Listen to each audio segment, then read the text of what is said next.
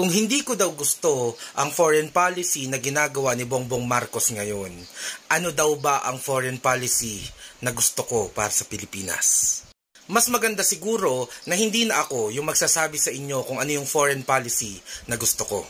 Kasi every time na sinasabi ko na ayaw ko ng multilateral approach ni Bongbong Marcos ngayon na pagkuha ng kakampi sa US at sa iba pang mga bansa para solusyonan ang issue na hindi naman sila kasali, at ang gusto ko ay bilateral approach na direktang diplomasya sa pagitan ng Pilipinas at China, tinatawag nyo kaming pro-China.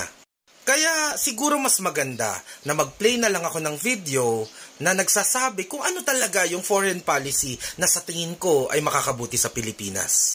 Bilang presidente ng Pilipinas, you are also the chief architect of foreign policy. My question is, you are applying to be president of this country.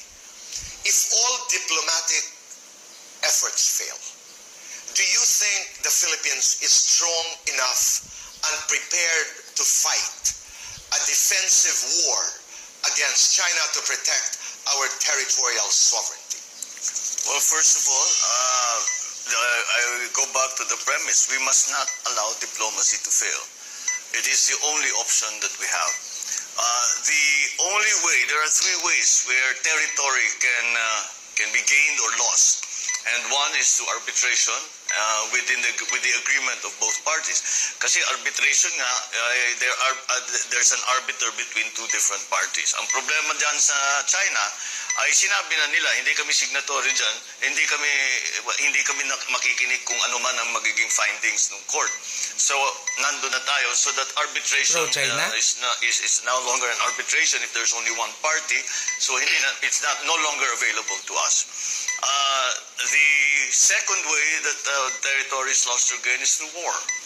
Now, that I believe is a option that we must dismiss outright, because it is a completely ludicrous assertion that going to war with China is going to be advantageous to the Philippines or even to China, for that matter. Nobody wants to go to war. China does not want to go to war. The Philippines must not go to war. The third way is by bilateral agreement, and that's what we are left with. Bilateral agreement with China. We must continue to engage China.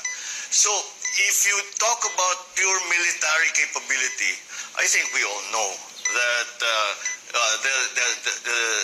to compare the military capability of the Philippines, even if we are building up and we are modernizing our